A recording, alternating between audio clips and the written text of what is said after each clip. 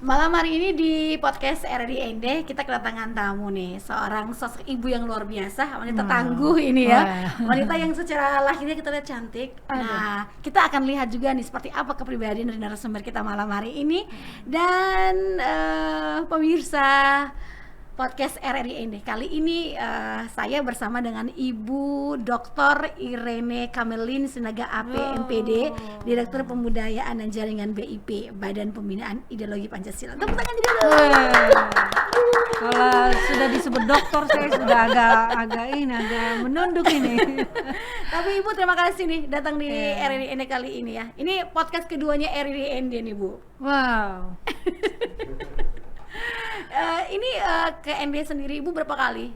Ini yang keberapa nih datang ke ND? Saya mulai ke ND 2019, 2020, 2021 dan 2022. Jadi 4 kali kunjungan ke ND. Wow, luar biasa. Yeay.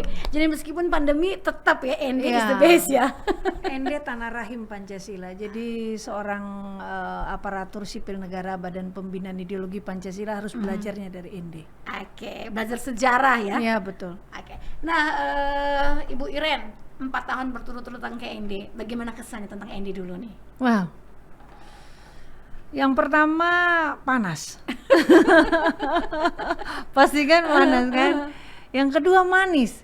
Soalnya di depan saya ini senyumnya manis-manis.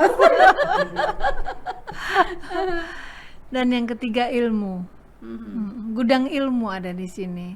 Kenapa disebut kota gagasan? Pak Soekarno pendiri Republik ini mendapat banyak gagasan di sini. Jadi kalau Bapak Ibu mau belajar, mari kita ke ND. Oke, ini langsung di awal podcast kita mempromosikan ND Iya, betul. ND betul. Kota Sejarah, ND Kota Pancasila, rahimnya Pancasila di Kota ND. Nah, kemudian Ibu Iren ketika melihat ND ini kota sejarah, kemudian kalau bisa dibilang ini ND kota di tengah-tengah nih di Pulau Flores, Pulau Nusa Bunga. Wah, Pulau Nusa Kemudian Bunga. Pulau Nusa Bunga, kemudian di ND kalau bisa dibilang juga heterogen majemuknya, banyak suku di sini. Oke. Nah bagaimana Ibu melihat ND setelah 4 tahun berturut-turut berkeliling-keliling? Karena ini juga baru habis survei venue ya Bu ya. Betul. Gimana nih Bu? Saya tidak banyak melihat banyak spot ya, tetapi ada beberapa situs yang memang saat ini sudah jauh lebih baik lah.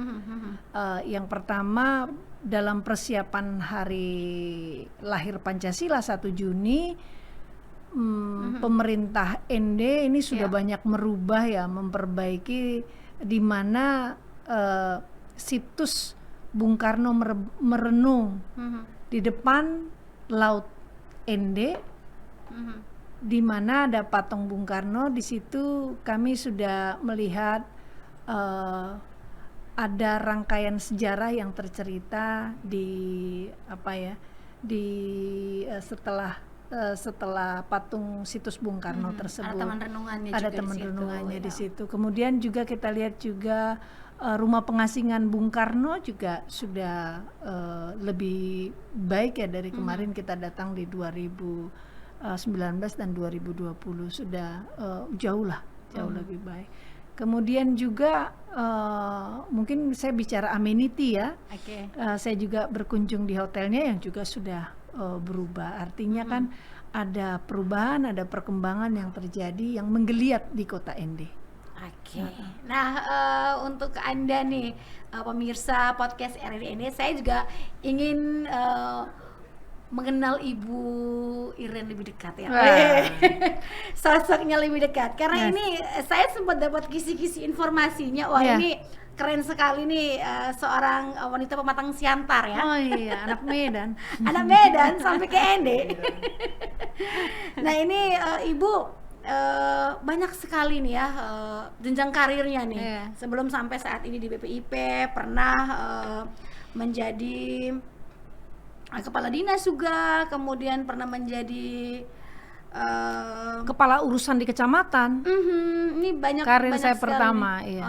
Ibu juga lulusan STPDN ya Bu Sekolah ya? Tinggi Pemerintahan Dalam Negeri. Nah mungkin cerita nih Bu, sekarang kan anak muda banyak nih juga nih, apalagi sekarang musim-musimnya baru selesai sekolah SMA, baru tamat, baru lulusan, mereka ingin mengikuti ikatan dinas di STPDN. Katanya ya bagus, kemudian setelah lulus dapat kerja, ini cepat ini. Mungkin Ibu bisa ceritakan sedikit nih tentang STPDN nih. Itu sama pola pikirnya seperti saya dulu tuh. Jadi saya ini terlahir dari keluarga yang ibu saya sudah meninggal ketika saya usia 5 tahun. Jadi saya waktu itu berarti baru naik kelas 1 SD. Ibu saya seorang guru SD. Saya masih ingat sekali ketika saya kadang-kala mendampingi dia, dan ini kadang-kadang ngambil kapur yang warna-warni. Itu kegemaran ketika. Nah, karena mengadop cara ibu bekerja, mungkin itu yang tertanam sebagai seorang Iren yang di belakangnya ada MPD, Magister Pendidikan. Kemudian selesai dari SMA, itu zaman dulu kita blank. Ini mau jadi apa itu blank. Saya cita-cita saya sampai sekarang belum berubah, mau jadi duta besar. Nah, saya aminkan ya. Amin. Teman-teman RRI aminkan ya. Amin. Akhirnya saya masuk sastra Inggris. Saya kuliah di sastra Inggris Universitas Sumatera Utara. Yang dulu kalau orang Medan kuliah di USU itu udah pencapaian tertinggi. Tegol sekali itu. Dan kakak-kakak saya nomor 1 sampai nomor 3, saya nomor 4 itu semua di USU. Jadi ada rasa kebanggaan orang tua. Nah, saya pada saat itu ikut tes STPDN karena saya berpikir ini sekolah gratis. Kami diajarkan oleh orang tua, masuk kuliah tidak boleh dibiayai sama orang tua, jadi harus cari kerja sendiri. Akhirnya waktu tes pertama saya gagal, saya masuk USU. Kemudian tes kedua saya sambil kuliah sambil tes tuh, karena nggak kuat nih mau bayar uang kuliah nih. Jadi belum berubah nih ya, goalnya harus STPDN ya. Puji Tuhan berhasil. Nah, jadi saya lulus 92, kuliah 1 tahun, kemudian 93 masuk STPDN. Waktu masuk STPDN itu ada pantohir, dan sekarang juga pasti ada ya. Di sana orang tua bilang, jangan pulang kalau kamu tidak lulus di pantohir. Nah, karena STPDN itu cukup ketat. Kalau adik-adik yang mendengarkan podcast ini pengen masuk nih STPDN, nilai dari SD, SMP, SMA yang eksak tidak boleh 6, harus 7. Dan itu rapot dari SD dilihat. Nah, itu yang luar biasa. Ini kalau yang tahunya setelah SMA ini udah pikir-pikir. Sudah pikir-pikir itu kenapa kemarin sudah. Jadi itu juga saya tuh tidak pernah punya perencanaan dan mengetahui hal itu kan waktu awal kan. Jadi begitu melihat ininya, ngelihat lagi rapot, ada nggak? Oh ya, untungnya dulu yang namanya IPA itu kan, ya IPA, matematika, apalagi ya lupa saya, itu tidak pernah 6 lah. Jadi minimal 7 gitu. Nah, itu seleksi pertama. Seleksi kedua baru psikotes. Nah, psikotes itu teman-teman yang ingin masuk STPDN, psikotes itu bisa dirubah hanya karena kelakuan habit kita sehari-hari. Saya maksudnya di MPD kami mempelajari tentang psikologi ya, sehingga kalau kamu mau merubah tes TPA-mu menjadi lebih baik, bangun tidur teratur, olahraga teratur, semuanya itu dengan pola hidup yang benar, itu yang bisa merubah, bukan dengan belajar. Nah, itu kunci yang saya pelajari mengikuti tes TPA. Ketika misalnya saya sekarang mengikuti tes TPA dalam kondisi kerja, maka saya harus rajin mentaati kegiatan kantor. Bangun pagi, apel pagi. Nah, itu harus rutinitas. Dibangun ini dari awal ya, Bu ya. Ini tidak mau habit itu akan tertulis dalam penilaian TPA kita. Jadi TPA itu nggak bisa membohongin hasil psikotes kita. Kamu orang yang gitu tuh nggak bisa dibohongin. Kamu males, kamu suka dumel, kamu suka ini tuh ada langsung di ketahuan situ. Ya, Bu ya. Itu pribadi kita yang memang pure. Nah, jadi kalau teman-teman nih yang mau ikut tes STPDN, ayo. STPDN itu adalah kader pamong Nah, Kader Pamong itu seperti apa kriterianya itu ada di dalam psikotes. Oke, dan ini terbawa nilai-nilainya ini sampai ke kehidupan sekarang Betul. dari seorang Iren ya. Ya. Dari pagi tadi kita ngobrol di RRI Ya. sampai sekarang belum balik-balik Belum juga balik ya. dan belum mandi, cuma belum terasa kan. Itu di tingkat 2 kami sudah dapat gaji cuy. Oke. Udah dapat gaji yang gimana ya? Maksudnya kalau kita dari SMA kemudian langsung masuk STPDN di tingkat 2 kami waktu zaman kami itu udah digaji. Betapa kita memiliki pride, bangganya. Wow, saya disekolahin oleh negara dan sekarang saya mendapat hak saya oleh negara. Wah, itu cerita ke orang tua udah bisa ngirim. Sudah bisa tepuk dada ya. Saya dari keluarga saya tidak ada yang pernah naik pesawat terbang pada saat itu. Dan saya orang yang pertama kali dengan gaji saya, dan saya ingat sekali waktu itu penerbangan namanya Simpati Air. Dan ada diskon 50% bagi mahasiswa yang angka nilainya itu di atas 3. Nah, jadi karena saya di atas 3, maka diskon 50%. Ini pulang ke Matang Siantar, bangga ke orang tua bangga ke tetangga juga ya.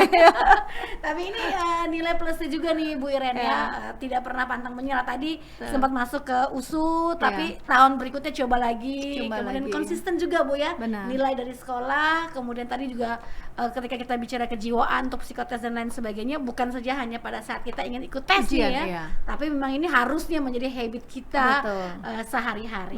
Oke. Ini katanya juga suka nyanyi Bu ya. Aduh, jangan bilang orang Batak ini pribadinya multi kompleks ya. Ya, satu lagu dulu boleh Ibu, lagu Batak atau lagu Ende saja. Kenapa langsung dibatasi satu lagu? Itu saya tidak kurang. Satu lagu on the record. Recordnya banyak nanti. Orang Batak kalau sudah dikasih mic itu susah itu. Susah berhentinya. Ini memang hanya sekedar hobi ataukah tadi apakah nyeletuk bercanda katanya saya pernah juara nih lomba nyanyi atau serius? Bagaimana? Masa sih? Iya tadi. Kami dari kecil dibiasakan oleh papa almarhum itu ikut lomba nyanyi. Oke. Mau kalah atau menang kamu harus punya mental. Oke. Jadi kami belajar sendiri. Kebetulan papa itu adalah guru nyanyi Pendeta Ade Manahutu.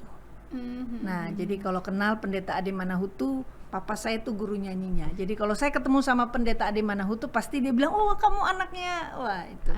Nah, jadi kami terbiasa nyanyi di keluarga. Ada kultur atau tradisi yang tidak pernah saya lupakan sampai saat ini. Makan malam adalah pertemuan keluarga yang sangat baik. Jadi kalau makan malam, papa sudah harus di rumah, semua ada di rumah.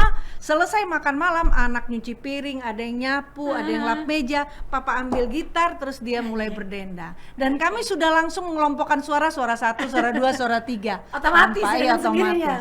Jadi kalau di sekolah dulu ada guru kesenian, saya ingat masih SMP namanya Pak Hans. Waduh, sudah almarhum ya, dia pemegang akordeon.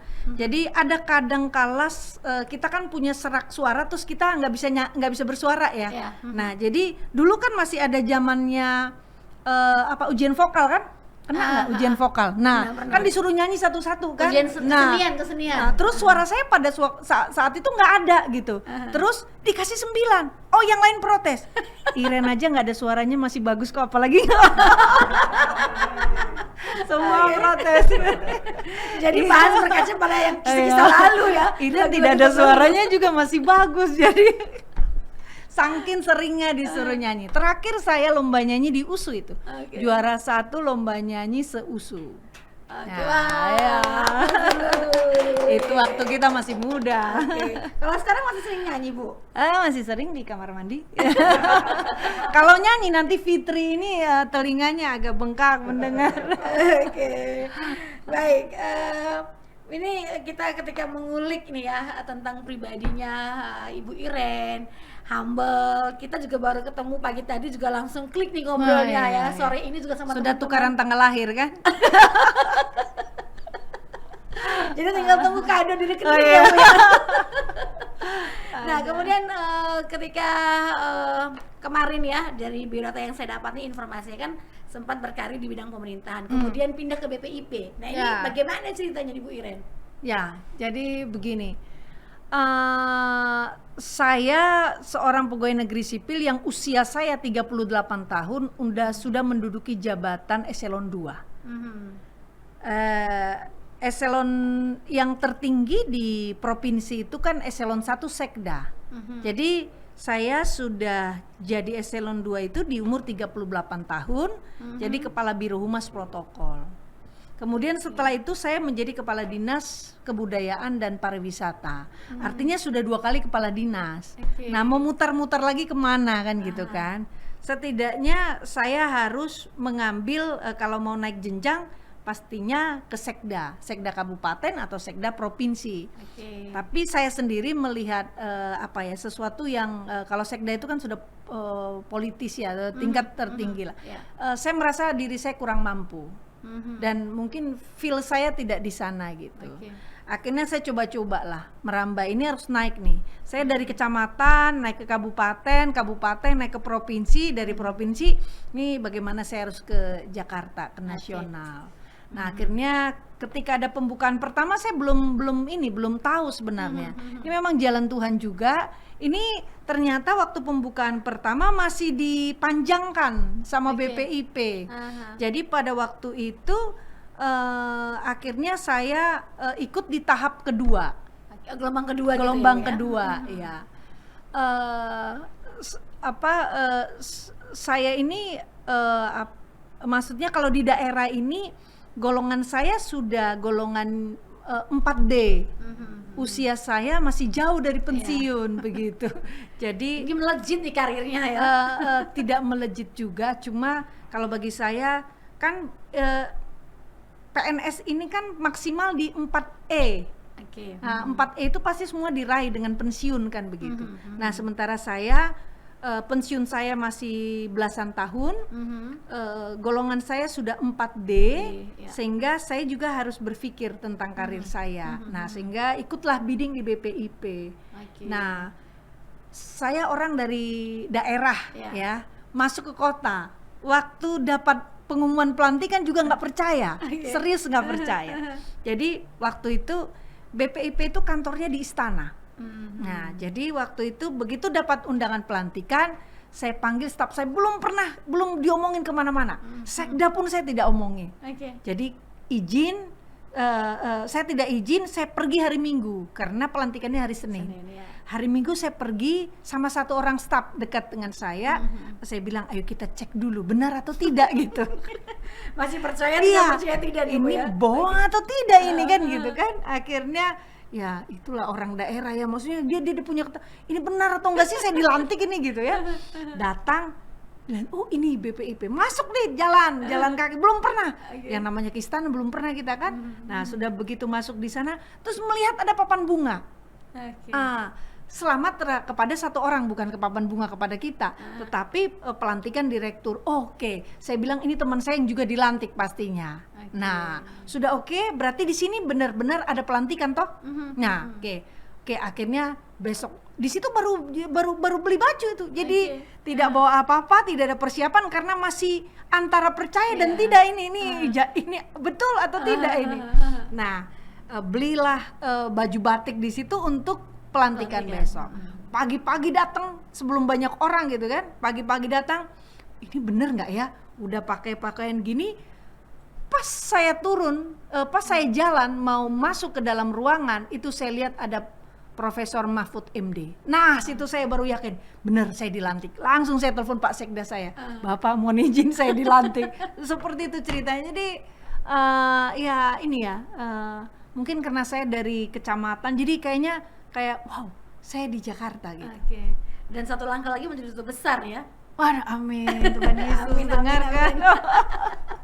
Tapi Ibu ini biasanya ya ketika kita dari daerah orang daerah datang ke Jakarta lah, ke pusat ibu kota. Awalnya ketika Ibu menyesuaikan diri dengan lingkungan kerja, apalagi ini langsung menjadi direktur ya waktu itu. Ya, direktur. Ini membawahi banyak staf nih ya. Nah, rasanya seperti apa nih Ibu? Oh, nah itu karena ditempa oleh STPDN mungkin kami dari sisi kepemimpinan sudah biasa ya. Kalau untuk itu sih tidak ada kendala, karena BPIP itu tempatnya orang-orang baru semua.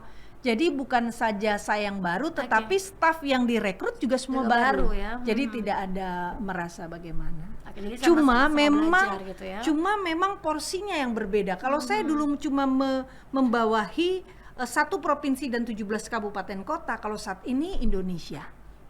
Oke. 34 provinsi nih ya. 34 Wah, provinsi.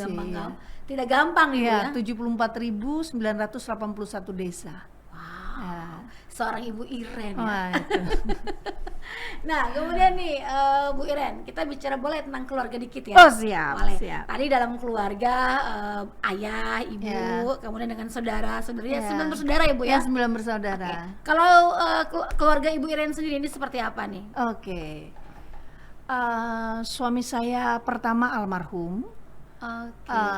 lulusan Akpol 96. Mhm. Kami dianugerahi 2 anak. Satu namanya Benediktus Arya Satya Persaulian Putra Purnomo, panjang kan? Kalau sekarang udah di-cut nih Bu ya, karena anak cuma saya dua karakter nih. anak saya pejabat peranakan Jawa Batak. Ya, I'm sorry ya. Pejabat peranakan Jawa Batak. Ya, yang kedua Ignacio Edric Putra Purnomo. Oke. Nah, dua-duanya sedang kuliah. Nah, tetapi kemudian saya menikah lagi, baru hampir jalan 2 tahun, tahun 2020 dengan seorang aparatur sipil negara juga. Oke. Baik, ini Ibu sering jalan-jalan nih Ya. sambil mensosialisasikan membudidayakan Pancasila. Ya. Keluarga aman-aman saja Bu ya. Nah, kebetulan anak-anak saya kuliah tidak di Indonesia, Oke. dan suami juga bekerja di Jawa Tengah. Nah, Oke. jadi aman-aman saja. Jadi, Tuhan sudah ngatur mentakdiri, semua nih ya. Iya. Oh, Tuhan ini begitu indah mengaturnya ya. Jadi ini sosok Ibu Iren Ya, orangnya ya. dinamis nih, Betul, orangnya iya. lincah, Benar. kesana sini. Jadi kasih keluarga yang seperti ini sehingga bisa mensupport nih Ibu ya. Betul. Jadi kalau oke. ada direktur yang saya tidak enak sudah berapa lama tidak tinggalan rumah. Kalau saya bingung kalau sudah ada di rumah. Ini dinding tidak ada. Jadi kalau ada tugas keluar kota, Ya, saya ya. saja ya, saya Ya. saja ya. Yang bingung staf saya. Yang bingung Oke, staf saya. nah ini kita coba ke pekerjaan dulu nih, Iya. Bu Iren ya. Ini sebagai seorang direktur pembudaya Pancasila ya. Iya. Nah ini apa sih sebenarnya tugasnya nih Bu Iren? Oke. Kalau dibilang tugas pasti banyak ya. Apalagi niat kita ingin sekali, apalagi perempuan, sosok seorang perempuan menurut saya ingin membuat dari awal sampai akhir. Oke. Ingin take care sepenuh-penuhnya, tetapi itu tidak mungkin dilakukan. Dalam bahasanya, saya pernah membaca bukunya Romo Magnis yang mengatakan bahwa tidak mungkin tugas negara untuk membereskan moral setiap Oke. orangnya begitu. Nah, sehingga kami hanyalah melakukan pemantik dan bergotong royong. Jadi ketika kami di ND, berarti ketika Kota ND, Pemkab ND ini memiliki komitmen yang erat untuk bersama-sama bergotong royong dengan BPIP, Ya. menyentuh masyarakat, menyentuh peranata pendidikan atau menyentuh apapun, kami ikut bergabung begitu. Oke. Karena menangani 34 provinsi dengan ratusan kabupaten kota itu pasti tidak mudah. Sehingga kami yang sedikit ini mulai mencoba dari tahun 2018 kami bekerja di BPIP, dan BPIP terbentuk mulai dari 2018. Kami mencoba kalau orang-orang pembudayaan Ya. dia tidak banyak tetapi dia dalam. Baik. Memang tidak mungkin semua yang diurusi karena pembudayaan itu kan pola dari hulu ke hilir. Ya. Tidak mungkin kami hit and run, datang kemudian pergi. Ya. Ketika kami sudah mulai bekerja fokus pada pola pembudayaan, maka kami lebih senang menyentuh anak-anak generasi muda yang masih balia, yang masih anak sekolah, sehingga dari awal sudah membentuk karakternya. Nah, ketika kami berhadapan dengan orang yang lebih sudah memiliki usia, maka kami bersifat tidak penanaman lagi, Ya. tetapi dialog yang kami Baik. lakukan. Kemudian turun terjun langsung ke lapangan, sehingga perubahan itu bisa terjadi ketika dia melihat di faktual di lapangan begitu. Oke, jadi memang ini butuh kerjasama dari semua Betul, pihak nih Bu iya. Iren ya, tidak cuma dari Nggak mungkin BPIP BPIP, saja. betul. Oke, apalagi Ibu Iren ini banyak yang diurusi ya, Nah, betul. 34 provinsi ya, 34 kita provinsi. berdikari lah ya. Ya, betul. Oke, kemudian Bu Iren ini kalau kita bicara tentang Pancasila, kadang-kadang nih ya orang belajar Pancasila PMP zaman saya Ya. sekolah dulu ya, PPKN. Ini lahir tahun berapa ini? Kita belum kenalan sampai tahun lahir ini. Saya tahu kalau- saya tahu kalau sudah Ibu. Nah, ini saya kelahiran 74 ke Kak Femi kan? Iya, saya 83. Kak Femi 83 cuy. Fitri, kalau lihat Uban sudah lebih banyak kan? Tapi masih grace-nya Ibu Iren nih, Tapi beda-beda Kak Femi jauh ya. curang, dia punya rambut dia tidak ini dia iya dia semir ini. Aduh. Ini triknya Kak Rison yang kasih Bu, disuruh semir. Oh. Soalnya dia menjadi brand ambassador sebuah produk semir rambut. itu namanya Ini sambil kepentingan itu Sambil kepentingan. menyelam 2-3 bulan terus Oh, ya. Ibu. Tapi ini tidak disponsori kan? Oh, tidak. Oke. Ada. Nah ini anak muda nih Bu, kalau kita bicara tentang Pancasila ini kan ada yang merasa membosankan, Ya. maaf dalam tanda kutip ya. Kemudian ada juga yang terkadang merasa buat apa juga kita belajar. Ya. Toh belajar atau tidak kan Pancasila tetap menjadi falsafah negara, tetap berdiri, tetap ada sampai dengan sekarang. Nah dari seorang Ibu Iren Ya. nih, bagaimana untuk merubah mindset seperti ini? Apa yang harus dilakukan nih? Nah ini sudah agak serius lah aku bicara Oke. ya. Kok tadi bilang santai, aku udah agak serius sekarang ini. Oh ya. Ya. Jadi ketika anak Indonesia, Ya. kenapa sih penting Pancasila kan gitu? Kenapa sih penting Pancasila mereka pelajari, mereka yakini begitu? Sama seperti kita pacaran dan Ya. menikah. Aha. Kenapa sih penting kita mengetahui siapa papanya, siapa ibunya, sifatnya seperti itu? Oke. Karena kita akan hidup bersama dengan dia. Oke. Kemudian ini seorang laki-laki, kemudian melahirkan keturunan. Nah, saya sebagai seorang Iren lahir di tanah Indonesia. Kenapa sih harus saya penting mempelajari apa yang saya injak-injak? Iya. Enak nggak diinjak?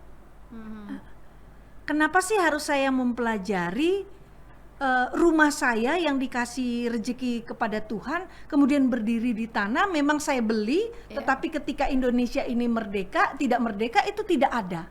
Ya. Nah, supaya apa? Supaya kokoh dulu, supaya menghadapi ke depan saya kuat, Oke. supaya saya mau membangun rumah saya ini bagaimanapun bentuknya, mau bertingkat, mau luas, mau segitiga, itu saya kokoh dulu. Oke. Akarnya dulu nih Bu ya. Akarnya dulu. Dan waktu belajar itu tidak banyak. Kita ada lagunya kan, menghitung hari gitu ya. Nah, tidak banyak. Ini mau nyanyi Nanti dulu sebentar, ya. Nanti sebentar. Sesi akhir ya. Harus closing itu, jadi puncaknya ada gitu. Jadi closing statementnya dengan nyanyi Bu ya. Jadi tidak banyak, sehingga sebisa mungkin komitmen di hati. Aku mau belajar apa sih sebenarnya Indonesia itu, apa sih sebenarnya ND itu. Harus, ini perlu kita tanamkan siapa saja. Kalau saya bisa berbicara di depan 5.000 ibu-ibu yang ada di ND, ayo please kita sampaikan kepada anak-anak kita bagaimana kita mengetahui ND ini seperti apa. Oke. Dan tahun ini 2022 juga menjadi momen yang istimewa nih. Betul. Untuk Kabupaten ND khususnya dan juga NTT, bahwa kalau tidak ada aral melintang Presiden Jokowi Amin. akan hadir di ND Iya. memimpin upacara Betul. peringatan Hari Peringatan Lahir Hari Lahir Pancasila ya 1 Bu ya. Juni, ya. Kalau boleh kasih kisi-kisinya berapa Ya. persen nih Bu Presiden akan datang di Oh, sini? kalau saya harus 100% 100 ya? toh. Iya, Oke. iya. Dan kita semua berdoa begitu. Oke, Iya, iya. nanti kita foto bareng paling pertama ya dengan Pak Presiden. Oh iya. Jadi RRI, materinya harus iya. full nanti Betul, nih. betul. Oke.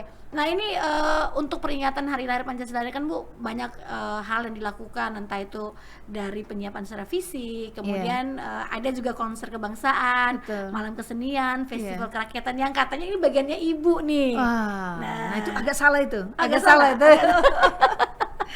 Nah ini seperti apa nih Bu untuk yang keseniannya, perada kebangsaan dan lain-lainnya? Baik, sebenarnya itu semua dilakukan oleh pemerintah Provinsi NTT dan juga ND ya. Jadi kami hanya support system. Kami datang ke sini, pemerintah provinsi sudah memberikan bahwa mereka akan mensupport tentang malam musik kebangsaan tersebut. Konser kebangsaan. Di sana ada slang yang hadir pada tanggal 1 malam. Itu semua disupport oleh Provinsi NTT. Kemudian kita tanggal 28 akan ada napak tilas dari mulai pelabuhan yang di sana sudah diakomodir semuanya oleh Kementerian Pariwisata Republik Indonesia dan Dinas Pariwisata ND. Nah, dari mulai bagaimana fragmen masuknya Soekarno dan Inggit, kemudian bagaimana mereka bertempat di pengasingan, kemudian di situ juga ada di Taman Renungan, di Serambi Soekarno dan lain sebagainya. Kemudian tanggal 29 ada juga festival UMKM dan di situ juga ada gelar musik. Kolaborasi tradisional, alat musik tradisional dengan musisi Gilang Ramadan. Itu 2 hari berturut-turut. Kemudian ada juga banyak simposium dan seminar yang dilakukan kerjasama dengan Universitas Flores dan juga pasti ormas yang ada di sini, baik itu Pemkri, Gemeni mungkin nanti yang ikut terlibat sebagai peserta. Kemudian juga ada diklat yang melibatkan seluruh kades, kepala desa di ND, dan juga ada seperti seminar napak tilas pemikiran Bung Karno yang dilakukan di ND, dan kami sebagai BPIP menguatkan. Kemudian di prosesi nanti acara juga ada demonstrasi tentang tenun ND dan juga ada folklore. Saya mendengarnya tadi dari Dinas Pendidikan dan Kebudayaan. Kemudian juga ada tarian khas ND. Jadi macam-macam yang sudah diprogres semua oleh pemerintah Provinsi NTT dan juga ND. Oke, kita bisa berikan aplaus dulu nih ya untuk pemerintah Provinsi NTT dan juga Pemkab ND. Ini tidak main-main ya, dan apalagi yang datang nih orang nomor 1. Tentunya selain menjadi kebanggaan, ini juga caranya ND untuk promosi diri nih. Iya, betul. Kami ND, kami hebat, kami luar biasa ya. ND hebat, ND luar biasa. Wes, mantap. Bangga. The key point. Bangga jadi orang ND. Kalau bahasa ND-nya, bahasa daerahnya gini, ATND. ATND. Bangga jadi ATND. Bangga jadi ATND. Ata itu orang. Oh, ATND. Orang ND. Bangga jadi ATND. Wah, fit. Oke, Bu Iren, kalau kita bicara ND, kita bicara tentang Indonesia. Tadi juga kami ATND ya.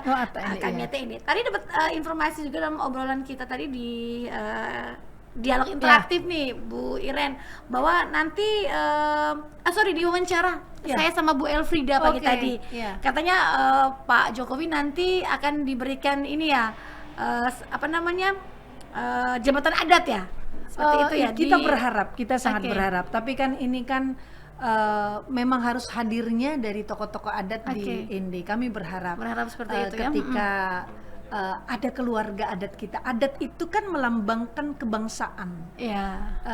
Jadi kebangsaan itu kalau kita sudah merasa satu rumpun dan satu kebangsaan, dan tokoh-tokoh adat di sini berkenan memberikan apresiasi itu kepada Pak Jokowi, wow, itu indah sekali, luar biasa sekali ya. Jadi Pak Jokowi menjadi ATND langsung ya. Saya jadi bangga jadi ATND. Itu harus keluar dari Bapak Jokowi kan kita harapkan. Sudah pakai baju khas ND, kemudian Pak Jokowi mengatakan saya bangga menjadi ATND. Nah, kalau Ibu Iren sendiri nih 4 kali berturut-turut datang ke ND ya, 4 tahun berturut-turut nih. Berarti sering. Dan saya sudah punya kain ND. Oke, saya malah mau tanya itu tadi ya. Saya sudah jawab. Ini feelingnya langsung dapat. Itu orang pembudayaan biasa begitu. Begitu ya, langsung tahu nih. Oke. ND ini kan banyak nih Bu, bukan cuma satu. Berapa banyak nih koleksinya nih? Nah, saya cuma baru dapat 1. Nah, harus beli banyak nih. Saya pernah ke Kupang, saya pernah ke ND, saya pernah ke TTS, Saya pernah ke beberapa tempat tapi di Iya. NTT ya. Tapi di ND ini memang tiap tahun. Oke, karena memang Bu Iren di Ende kan punya dua suku besar nih ya, Yes. suku Ende dan suku Liu. Kemudian masing-masing suku ini kan juga daerahnya beda-beda dan motifnya juga beda-beda. Oke. Motif sarungnya Iya. oke, itu beda-beda. Koleksilah, bantulah untuk ekonomi harus kreatif itu. ya. Fitri, kita harus cari dua Sarung lagi. Dua sarung dengan Dua motif yang sarung lagi. berbeda. Tapi sudah pakai dengan pakaian adatnya Lawu-Lambu itu, Ibu? Oh, belum. belum. Saya kalau ke Kalimutunya sudah, tetapi ke desa adatnya saya belum. Desa adatnya belum. Iya. Kalau menggunakan pakaian adatnya? Waktu pertama kali datang kami berburu kain karena saya juga penggemar tenun ya, tenun, sehingga tadi juga komunikasi dengan teman-teman dinas pendidikan. Kita ada kenal dengan Dian Urip ya. Dian Urip itu desainer Indonesia yang kami inginnya nanti dia juga mendesain kemeja buat Bapak Presiden kita, tapi dari kain Ende ya. Ende. Wah, ini berarti Luar benar-benar biasa. Ende akan booming ya. Iya, aduh, kalau dia sudah pakai sudah selesai sudah. Itu habis beres ya. Harapan Oke. kita. Nah, selain tadi nih Bu Iren ada beberapa kegiatan tadi yang disampaikan. Masih ada lagi kah? Selain peringatan hari lahir upacaranya itu, selain tadi ada napak tilasnya, kemudian ada ini ya konser kebangsaannya. Iya. Sempat ada festival kerakyatan itu yang pameran itu ya, ekonomi Di kreatif ya, atau? 30-31 ya. Oke. Tapi saya tergelitik dengan apa yang disampaikan tadi oleh Kak Yohanes Kak kan, Yohanes, ya. Maksudnya begini, kita sangat bangga kalau Ende menjadi tuan rumah pertama hari peringatan kelahiran Pancasila selain Jakarta. Baru Ende. Baru Ende ya, benar. Sejak diterbitkannya tahun 2016 keputusan presiden itu tentang hari lahir Hari liburnya ya. Dan Ende tempat pertama setelah Jakarta. Biasanya ada di Gedung Pancasila di Jakarta.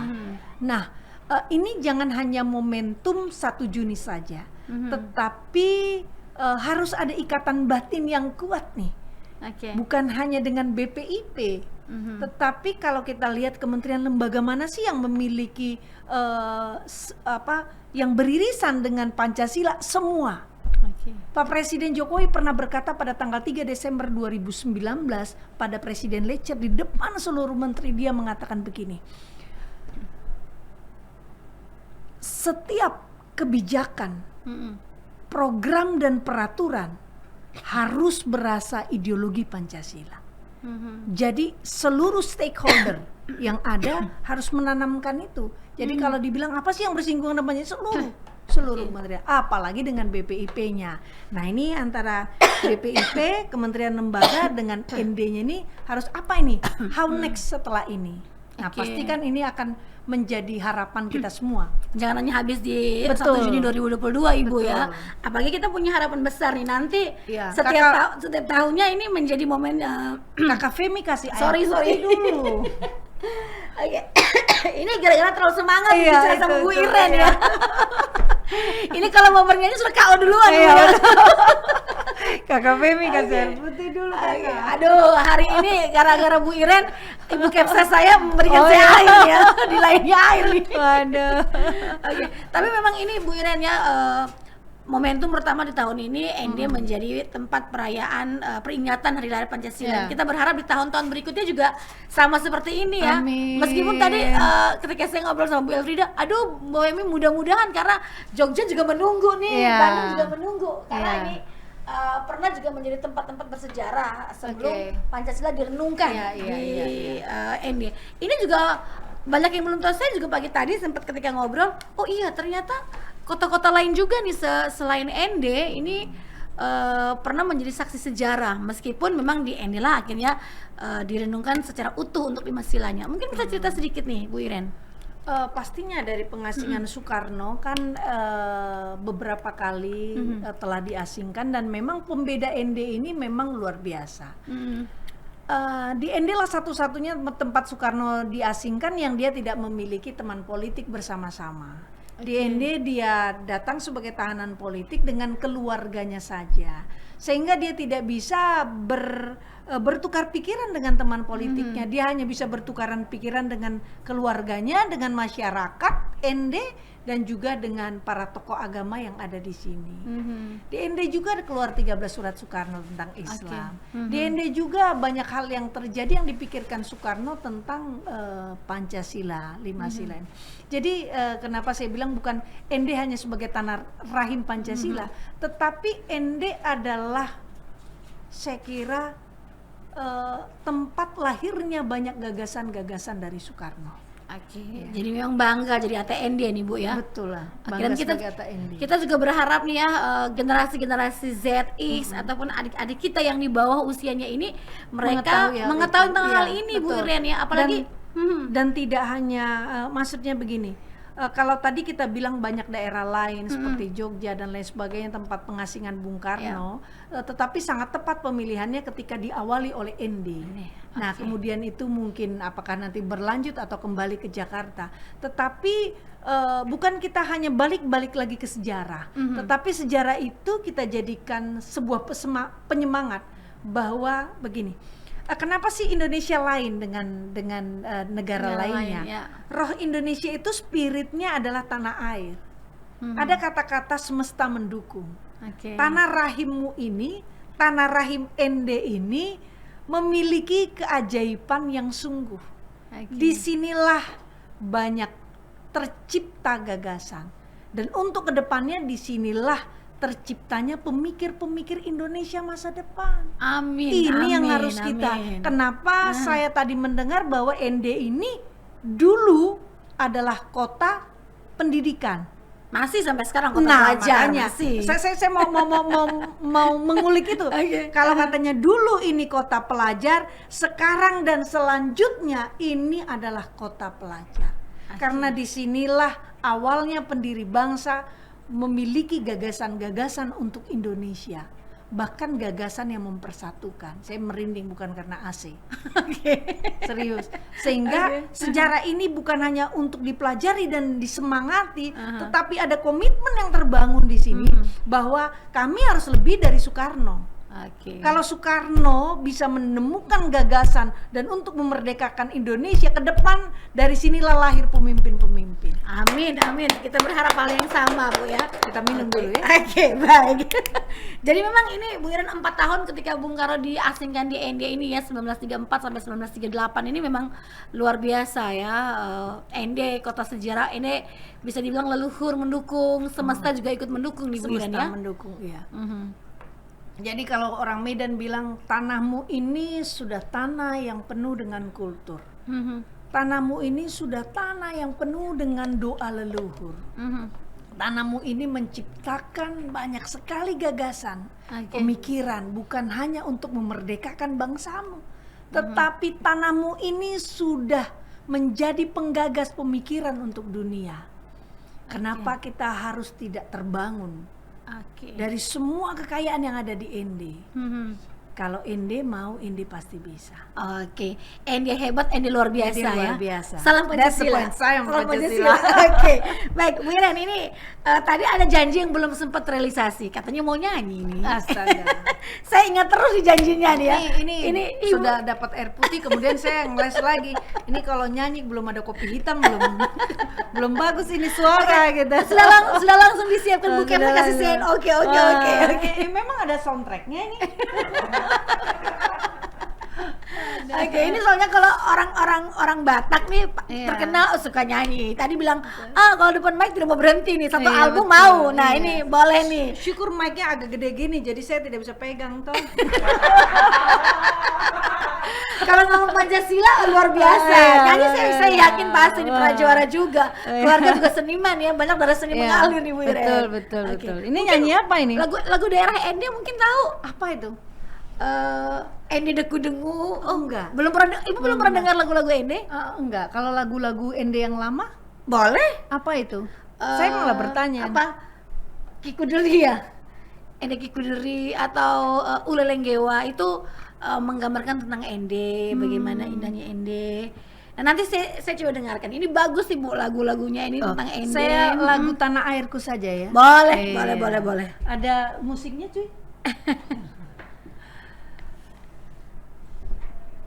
Ini biasanya kalau udah agak malam begini nyanyi nih teknik kebatinannya ini Agak beda ya. terganggu karena belum mandi. Iya, terganggu karena Tapi belum ini semangatnya luar biasa nih. Oh, Saya iya. harus saya tiru nih. Aduh. Semangat menginspirasi saya benar Bu Iya. Iren ya, dari pagi tadi kemudian ke beberapa tempat ya, mensurvei, kemudian ke venue Iya. untuk lapangan Pancasila, masih sampai ke RRI ini tetap semangat ini kayaknya tidak berkurang sedikit pun kadarnya. Levelnya sama nih ya. Betul. Ya, ya mungkin ada perasaan begini. Aha.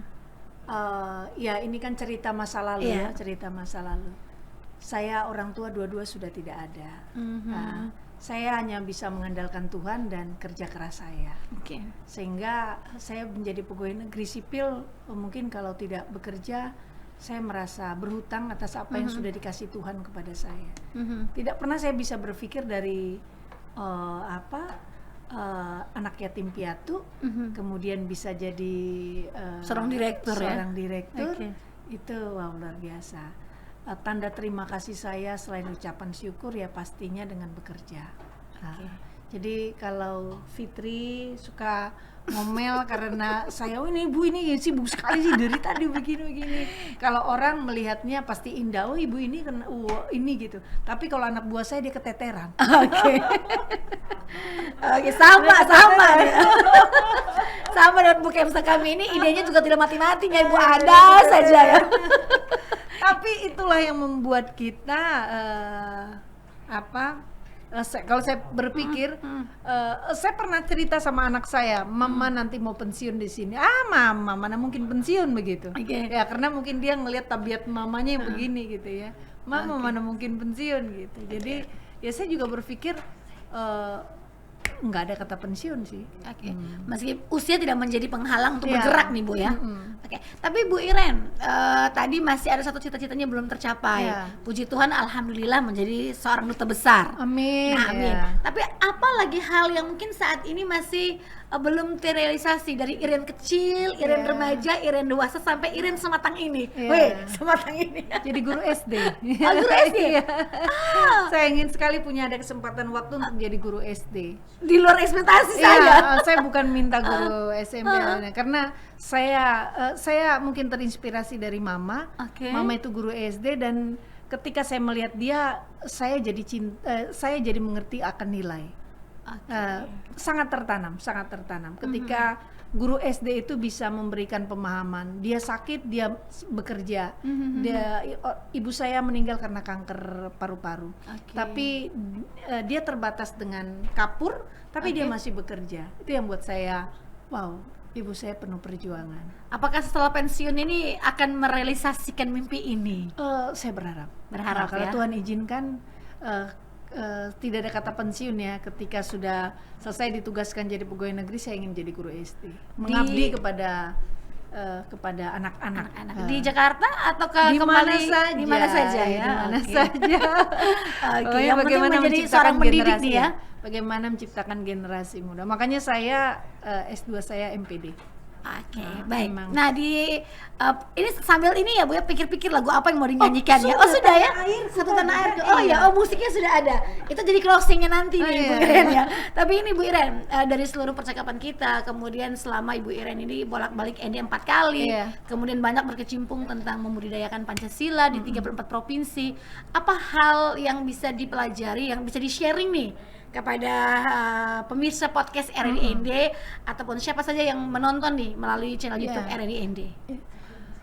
Sebenarnya pemerintah itu harus banyak mendengar.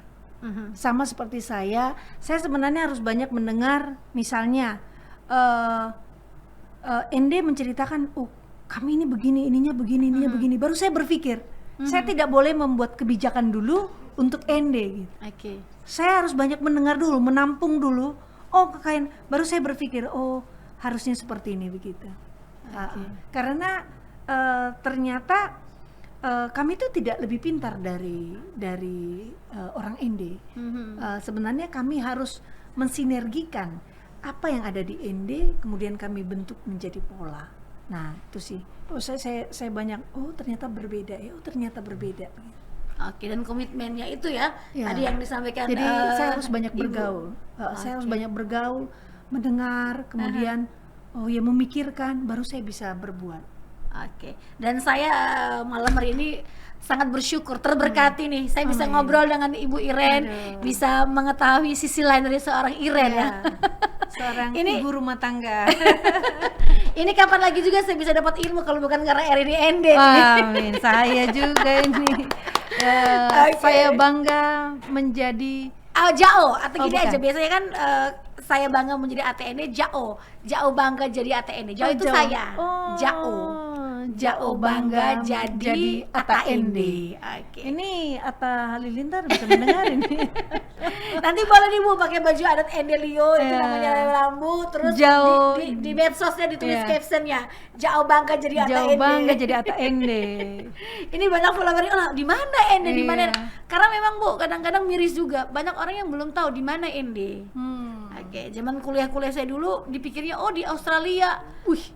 Pernah dulu waktu kuliah tahun 2001-2002 itu dipikirnya Ende itu kota yang ada di luar negeri.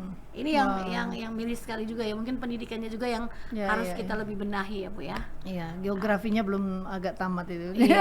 Untung itu bukan Untung eksaktanya itu, ya.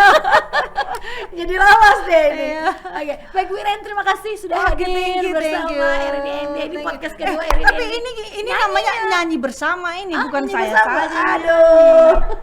Jangan cuma kalian yang mengerjain Saya juga kalau disuruh ngerjain ini. ngobrol wawancara bisa Iya. disuruh nyanyi. Aduh. Saya Orang nggak- ND mana yang tidak pintar nyanyi? Aduh. Iya. Suara-suara malaikat surga semua sudah. Tapi benar Bu, RDND tuh punya 2 pilot project. Iya. Lagu Natal dan juga lagu Ramadan ya. Insya Allah sama Holy Christmas kalau saya tidak salah itu dinyanyikan oleh Angkasawati RRIND.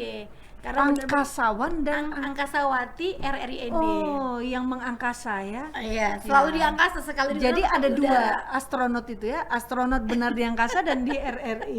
Oke, itu 2 lagu tuh. Karena memang ini kan kita tahu kota yang toleransinya sangat menghargai toleransi. Jadi memang ada 2 lagu ini di masanya Kepsa kami Ibu Meti. Itu lagu Insya Allah, lagu ketika tahun kemarin itu. Insya Allah. Ya, Insya Allah itu dinyanyikan oleh teman-teman Angkasawati RDND dan tahun ini 2021 kemarin itu lagu Natal. Wah. Jadi baiklah kita dengarkan musiknya. Baiklah kita bersama-sama bernyanyi. Jangan saya saja Fit, kau harus ikut bernyanyi Fit. Oke. Ini Fitri jadi viral nih Iya. sore ini. Ini pemirsa podcast RI ini yang mana Fitri terus Fitri terus ya. Memang Fitri saya ada di sini karena mendampingi Fitri. Saling mendampingi. Semangat Fitri. Hidup Fitri.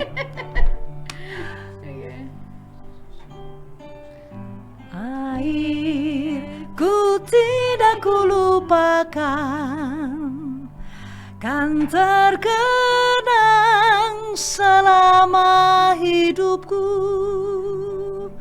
Biarpun saya pergi jauh, tidak akan hilang dari kalbu. Tanahku yang ku cintai,